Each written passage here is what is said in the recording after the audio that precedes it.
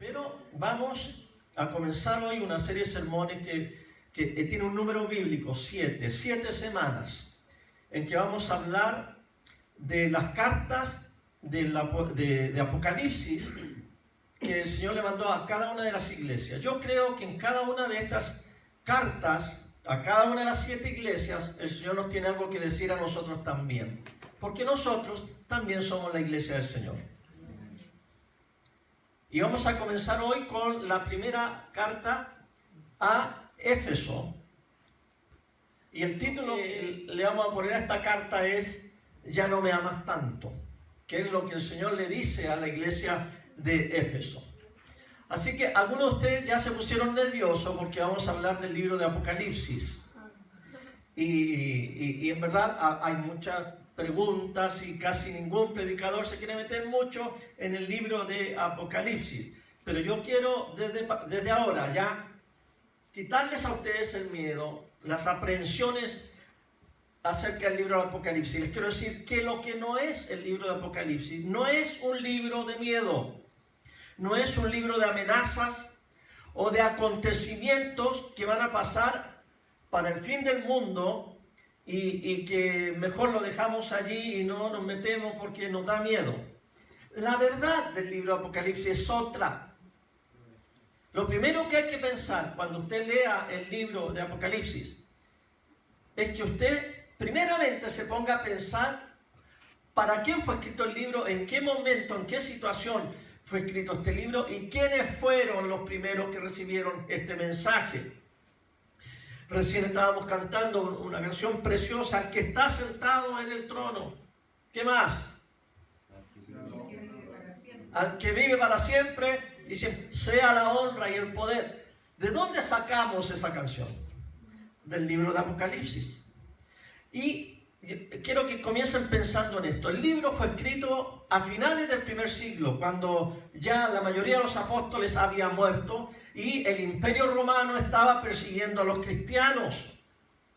Y los cristianos se estaban multiplicando, pero había persecución y el imperio no aceptaba a los cristianos y muchas veces los perseguía y los mataba.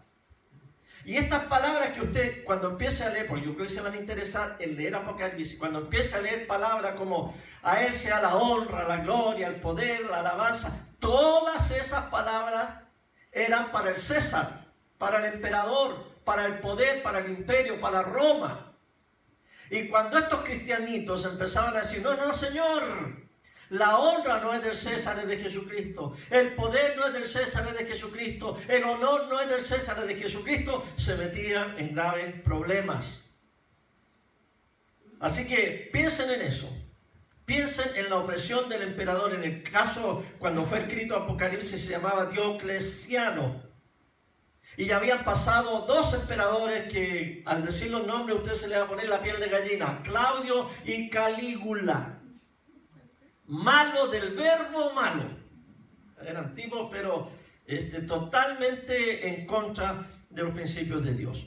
Y de hecho, cuando estaba escribiendo Juan el Apocalipsis, Diocleciano lo mandó a la isla de Patmos. Y allí estaba él exiliado. Los demás cristianos eran llevados a los tribunales. Eran interrogados, eran torturados.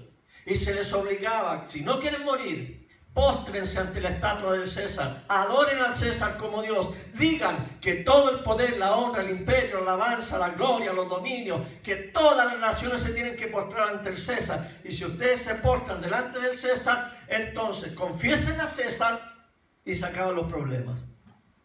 Y los cristianos decían, no, Señor, respetamos al César, oramos por el César y oramos por el imperio, por los senadores, los diputados, oramos por los gobernantes, por los procuradores del imperio, pero mi lealtad y mi corazón le pertenecen a Jesucristo.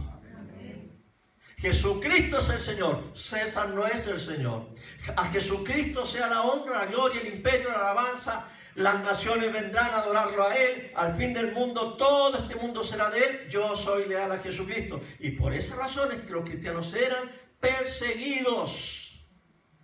Así que en ese ambiente, en que habían cristianos torturados, asesinados, echados a los leones, incendiados en las hogueras, en esa circunstancia fue escrito el libro de Apocalipsis. Y Juan, este anciano exiliado en la isla de Patmos, él cuenta que el día domingo, el día del Señor, tuvo una visión. Se le apareció el Señor. Y esa visión maravillosa y muy confusa para algunos y que nos asusta, esa visión de imágenes, de visiones, de caricaturas, de cosas tan extravagantes, ¿verdad? Como por ejemplo una mujer vestida de rojo, arriba sentada con corona y muy real, pero borracha, y que le llaman la prostituta, y 7 colinas, y dragones, y bestias, y cosas que salen, bestias que salen del mar. Un enredo de cosas que sí, yo creo que si usted quiere dormir bien, no la lea en la noche, léala en la mañanita, por favor. Pero todo eso se lo muestra el Señor en visión para decirle algo a Juan. ¿Y cómo se llama este libro? Apocalipsis, que significa revelación, quitar el velo. Así que es un libro de ánimo, no es un libro de miedo, es un libro de ánimo. Ahora, ¿por qué hay que quitar el velo? Porque nosotros, cuando vemos cómo está la humanidad, se nos hace que todo esto está tan revuelto, está tan desastroso, que no sabemos qué va a pasar y nos desesperamos. Entonces hay muchos cristianos hoy en día que están tan desanimados con todo lo que pasa dentro y fuera de la iglesia, que al final dicen: Señor, si tú no vienes pronto, yo no sé qué va a quedar aquí en la tierra. A lo mejor ni hasta yo me voy a salvar. Así que ven, Señor Jesús, pronto. Un espíritu de desánimo y de negativismo. Pero el Apocalipsis se escribió para que el cristiano no se desanime y para que entienda que al final el que reina es Cristo. Al final el triunfo y la gloria y la victoria y el honor son del Señor. Así que cuando vemos este desastre de humanidad que está pasando, tenemos que pensar que la esperanza del mundo es Cristo. Y nosotros cristianos vamos a traerle nueva esperanza a este mundo. Es como si una abuelita estuviera bordando, esos bordados que hacen ahora, ¿no? Que se sientan allí, un bastidor, y entonces está la abuelita bordando, y a los pies de la abuelita hay una nieta. Y la nieta está ahí jugando y de repente mira hacia arriba y lo que ve es por abajo del bordado. ¿Y qué es lo que ve? Puros hilos, nudos, no ve absolutamente un desastre. Y le dice: ay, abuelita, qué feo, que eso que estás haciendo no tiene pie ni cabeza, le dice la nieta a la abuelita. Entonces la abuelita mira a la nieta y le dice: mijita, venga para acá. Yo le voy a mostrar. Párese, venga para acá. Y la para a su lado, y desde el lado de la abuelita mira este precioso bordado que está haciendo. Eso le pasó a Juan. Y eso es lo que nos debe pasar a nosotros. Nosotros miramos y dice: Señor, ¿y este desastre qué va a pasar, Señor? Pero mira, yo no te entiendo, Señor. Y el Señor le dice a Juan: Juanito, venga para acá. Sube, para que veas lo que está pasando y lo que va a pasar. Y cuando Juan sube en esta visión del Apocalipsis, se para al lado de Dios y mira el cuadro, al final ese cuadro tan maravilloso, que bueno, hay monstruos, hay esto, hay lo otro, son todos símbolos, pero al final él ve que del cielo baja una ciudad preciosa, la nueva Jerusalén. Y dice: he aquí la morada de Dios con nosotros. El paraíso de Dios, la ciudad jardín de Dios aquí en la tierra, y Cristo reinará por los siglos de los siglos. Y nosotros somos llamados a ser reyes y sacerdotes con Él. Hermano, cuando yo veo esa imagen, eso me da nueva esperanza. Así que entienda así el Apocalipsis, por favor, porque el Señor le mostró a Juan: te mostraré, le dice, lo que va a pasar, o sea, el triunfo de Jesús. No es un libro para asustarnos, sino para animarlo. Y es un libro que le dice a todos los cristianos, ¿ya? Porque algunos dicen: bueno, fue para entonces, fue para siglos pasados, o es para ahora. El libro fue escrito para los cristianos que estaban sufriendo en el Imperio Romano. Esa es la primera lectura. Pero es un mensaje que también nos llega a los cristianos hasta el día de hoy. No es un manual, de las cosas exactamente cómo van a pasar, sino es un resumen de que Cristo triunfará, la iglesia triunfa y los santos triunfarán. Así que es un libro para ti y para mí, para que subamos con el Señor y veamos esto desde el punto de vista desde el cielo. Así que Juan, después de ver la visión en el primer capítulo de Cristo glorioso, ¿verdad? Luego dice que el Señor le dio un mensaje y le dice, escribe a las 7 iglesias. Son 7 iglesias que están en Asia Menor. Y Éfeso, Esmirna, Pérgamo, Tiatira, Sardis, Filadelfia y la Odisea. 7 iglesias, son 7 ciudades que todavía existen allí en Turquía. Son 7 ciudades. Y en cada ciudad había una iglesia. Y a cada una de esas iglesias le dice el Señor a Juan, escríbele. Escribe. Así que son 7. Así por 7 semanas nosotros vamos a estar leyendo estas cartas, que aunque fueron escritas para esas congregaciones, son también mensajes para la iglesia hoy en día. A ver, ¿cuántos de ustedes que eran niños, cuando éramos niños, jugábamos ese juego que decía, ha llegado carta? Ah, sí, se acuerdan, ¿verdad? Otra vez, ha llegado carta. Ya, y entonces el que era el jefe del juego decía, para María. ¿Y María qué decía? ¿Qué dice? ¿Qué dice? Que dé 3 pasos al frente. ¿Ya? O que dé un paso para atrás. Y ahí, entonces, bueno, bonito el juego. Vamos a jugar ahora por 7 semanas. Y yo les voy a decir, ha llegado carta. Usted va a decir, ¿para quién? Yo le voy a decir, para la iglesia del Señor. Y usted me va a decir, ¿qué dice? Y yo le voy a decir lo que la carta de ese día, por ejemplo, la carta de hoy, ¿qué es lo que dice esa carta para nosotros? ¿Estamos listos? Sí. ¿Ha llegado carta? ¿Para quién? Para la iglesia de Cristo Nueva Esperanza. ¿Y qué dice? Dice, ya no me amas tanto. Escribe al ángel de la iglesia en Éfeso. Así dice el que lleva las 7 estrellas en su mano derecha y anda en medio de los 7 candeleros de oro. Yo conozco tus obras, tu arduo trabajo y tu paciencia. Sé que no soportas a los malvados, que has puesto a prueba a los que dicen ser apóstoles y no lo son, y que has descubierto que son unos mentirosos. Por causa de mi nombre has resistido, sufrido y trabajado arduamente sin rendirte. Pero tengo contra ti que has abandonado tu primer amor. Así que ponte a pensar en que has fallado y arrepiéntete. Y vuelve a actuar como al principio. De lo contrario, vendré a ti. Y si no te arrepientes, quitaré tu candelero de su lugar.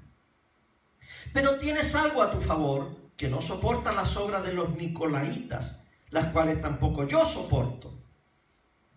El que tenga oídos, que oiga lo que el Espíritu dice a las iglesias.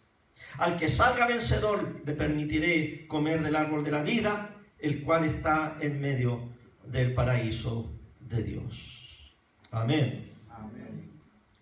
El primer punto que dice allí es, Éfeso era quizás la iglesia más importante de Asia. Note la palabra iglesia allí, era la iglesia más importante de Asia Menor, por eso que es la primera iglesia a la cual el Señor le manda este mensaje. En esa iglesia estuvieron muchos líderes famosos. Ahí estuvo Juan, el apóstol Juan, ahí predicó Pablo, ahí puso una escuela Pablo, ahí estuvo Aquila, ahí estuvo Priscila, Apolos y muchos otros más estuvieron ministrando en la ciudad de Éfeso. Y hay una hermosa carta en la Biblia. La epístola es más como una encíclica que se llama la Carta a los Efesios. Preciosa, que habla de la iglesia.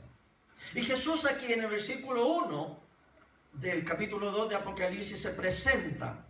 Dice, así dice el que lleva 7 estrellas en su mano derecha y anda en medio de los 7 candeleros de oro, las 7 estrellas.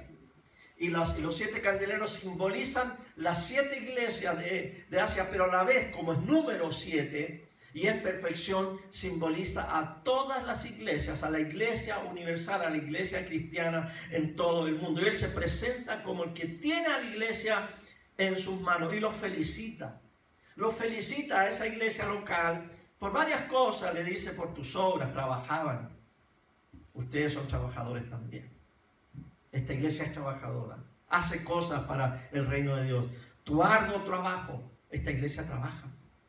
Trabaja. Esta iglesia dice, tiene paciencia. Son atributos que el Señor rescata y resalta en esta iglesia. Tampoco soporta a los malvados. Has puesto a prueba. Analizamos quiénes van a ser nuestros dirigentes. Analizamos quiénes son apóstoles o quiénes no lo son.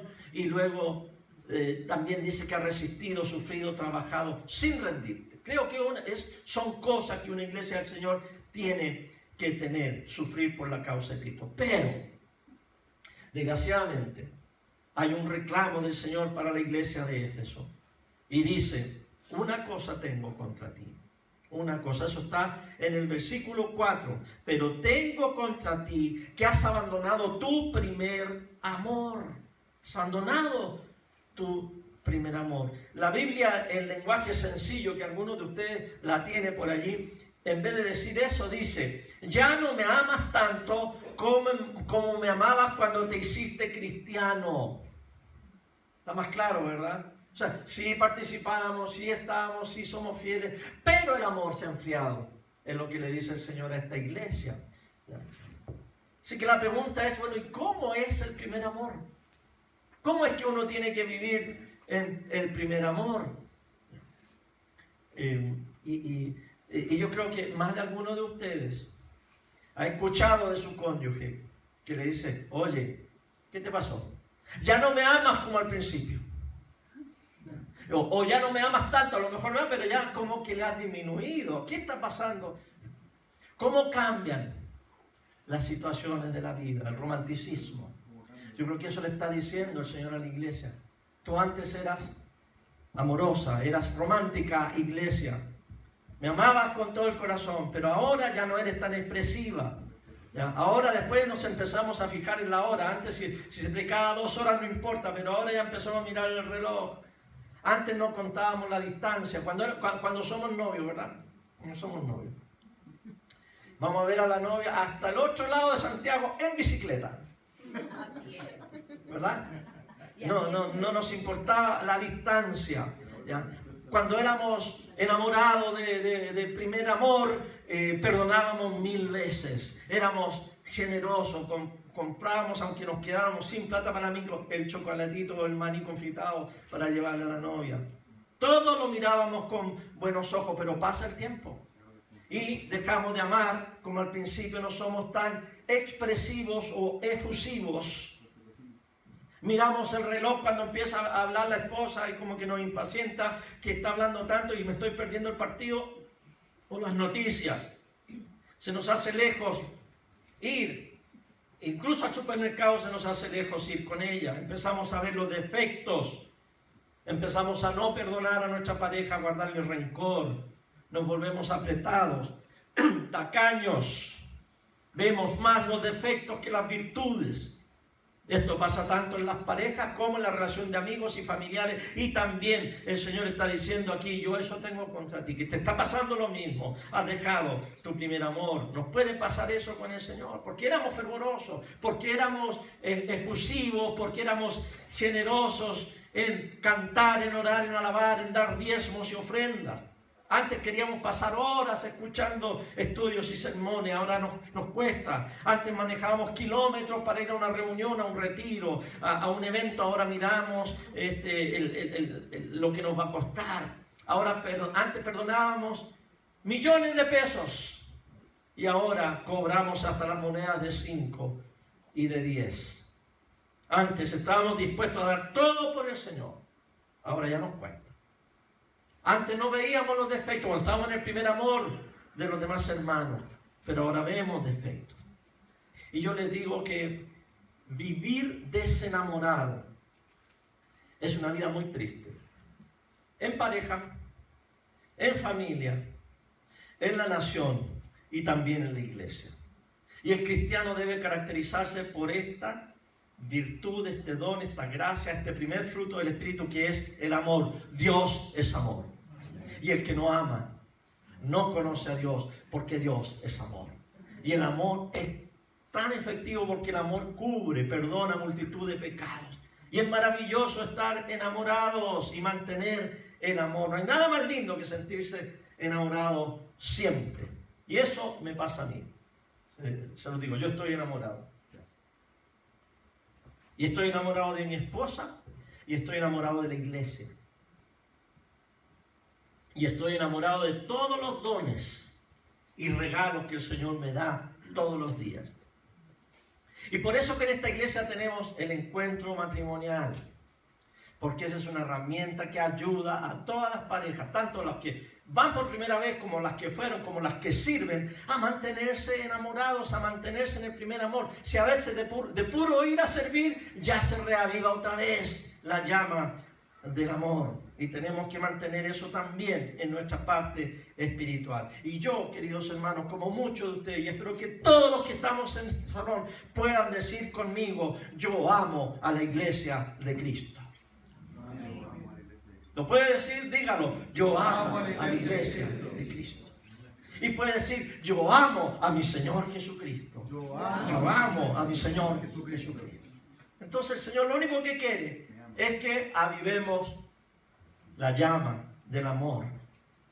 Yo amo tanto a la iglesia que desde jovencito, de adolescente, prometí servir al Señor con todos mis dones y talentos a la iglesia de Cristo. Así como le prometí a mi esposa que hasta que la muerte nos separe, así le he prometido a la iglesia hasta que la muerte nos separe y estemos en la presencia del Señor. Entonces, ¿cuáles son los consejos para retomar el primer amor con Cristo?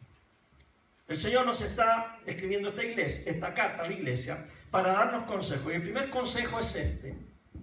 Ahí viene. Ponte a pensar en qué has fallado. Análisis mental. Y yo creo que para poner en práctica este primer consejo que nos da esta carta, hay que ponerse a pensar, dice Jeremías, deténganse en los caminos y pregunten por las sendas antiguas, y cualquiera que esa senda sea, vayan y anden por ella.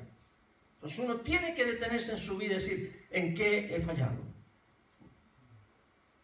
Y como hay que analizar, haz memoria. Haz memoria cuando te entregaste al Señor la primera vez y lo amabas de todo corazón. Para algunos de ustedes quizás ese día tan memorable fue el día del bautismo, cuando usted se sumergió en el agua y salió del agua mojado, pero lleno de la gracia de Dios para conquistar el mundo para Cristo. Quizás para algunos de ustedes fue la primera vez que usted tomó de la Santa Cena. Y en ese tomar de comer del pan y tomar del vino, usted como que otra vez se encendió de amor por Dios. Entonces la pregunta es esta: ponte a pensar en qué ha fallado y la suma y la resta al final. Hoy, ¿estás mejor o estás peor? Creo que en la honestidad de nuestro pensamiento y de nuestro análisis delante de Dios debiéramos no estar tan más o menos. Porque acuérdense, más adelante vamos a hablar de una de las cartas que dice el Señor: por cuanto no eres frío ni caliente, por cuanto eres tibio, te vomitaré de mi boca. Así que hasta esa tibieza de que, ¿cuánto me quieres? No, pues si tú sabes que te quiero. Sí, pero ¿cuánto? ¿Mucho o poco? Ahí, Mahoma. No, el Señor quiere extremos. El libro Apocalipsis también dice: el que se quiera ensuciar, ensúciese más. Pero el que se quiera santificar, limpiar, límpiese más. Porque el Señor viene a dividir. Y Él quiere que los que le vamos a servir, le sirvamos de todo corazón. Segundo consejo, dice aquí este pasaje: arrepiéntete. La palabra es arrepiéntete, es decir, deja de hacer lo malo. Arrepentirse significa ir en una dirección, y cuando uno se arrepiente, vuelve en sentido contrario.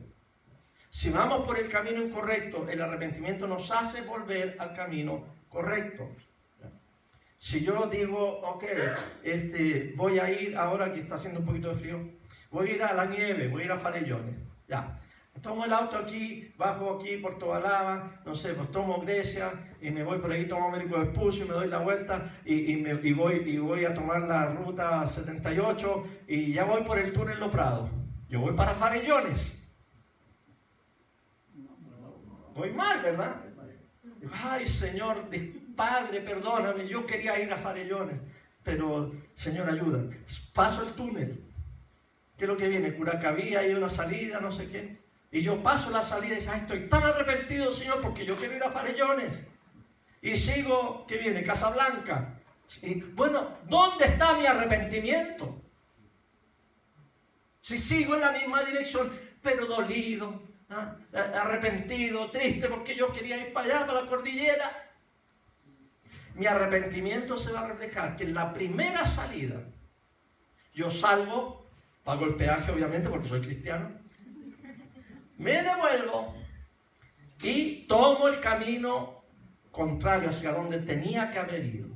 Eso es arrepentimiento en todo orden de cosas. No es decir I'm sorry con excuse me. No, no es decir ay, lo siento tanto que te di, pero seguir en el mismo camino. No, hay que volverse. Eso es arrepentimiento. Metanoía, dice en el griego, cambio de mente. Cambia tu manera de pensar para que así cambie tu manera de vivir. Y luego entonces cuando me vuelvo, todavía me queda mucho para llegar a Farellones, pero voy en el camino.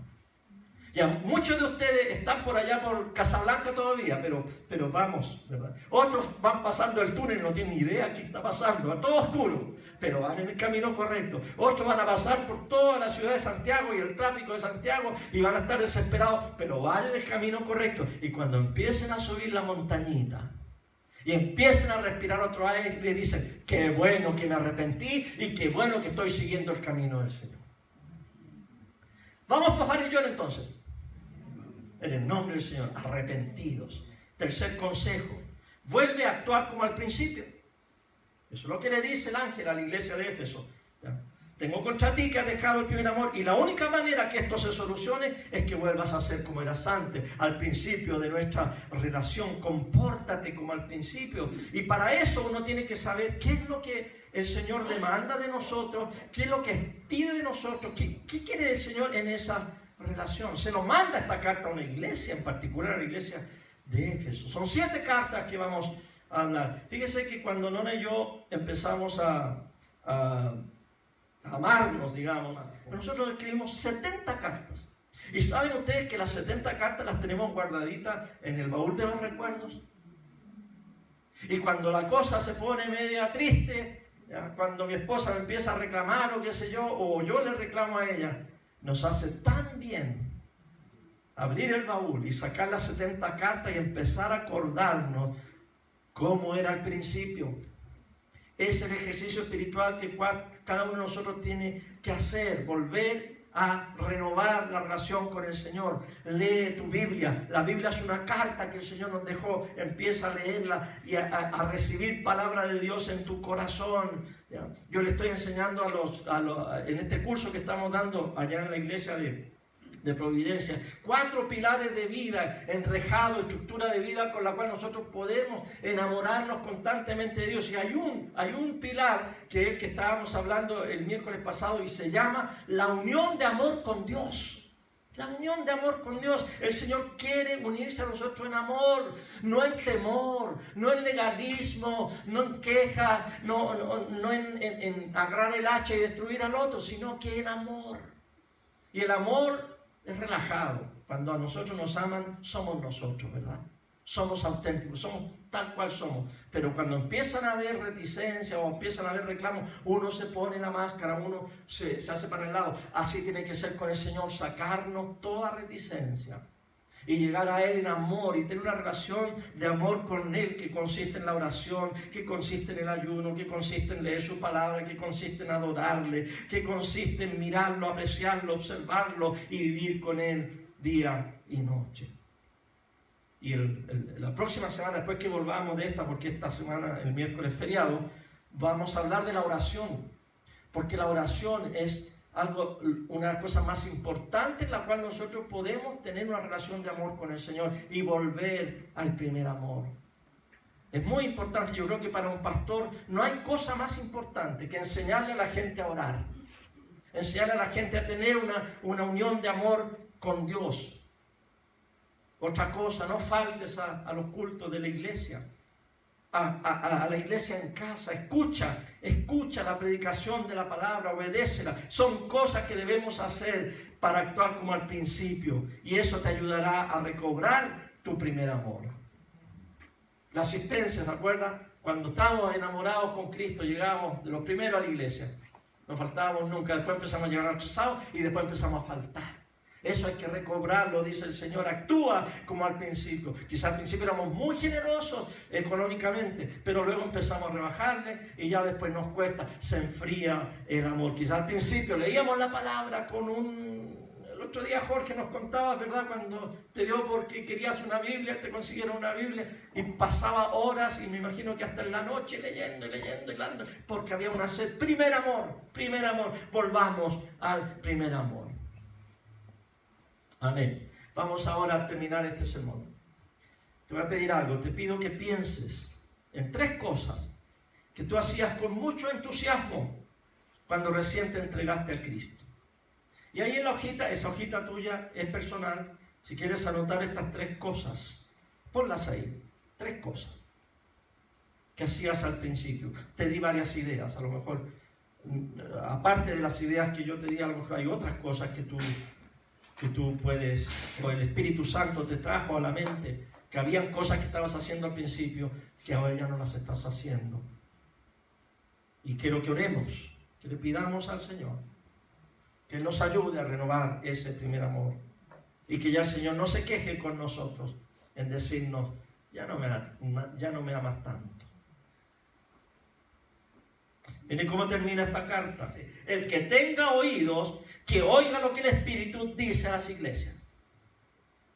En otras palabras, el que está escuchando, el que está sentado, el que está diciendo que es mi hijo y que tiene orejas y que tiene oídos y sistema auricular, ese que oiga lo que yo le estoy diciendo a las iglesias.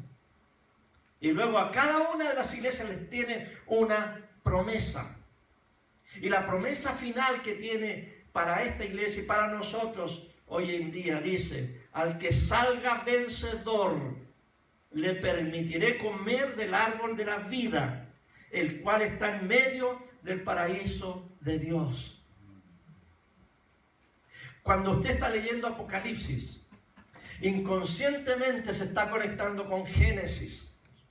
Y pasan todos esos miles de años hasta que leemos el Apocalipsis. Y aquí en el Apocalipsis dice: mira, eso que yo tenía en mente al principio para ti, en Adán y Eva, que se echó a perder, yo lo voy a lograr, porque el Señor, no debiera decir yo que Dios es terco, porque es una mala palabra, pero Dios, cuando se propone algo, lo va a hacer.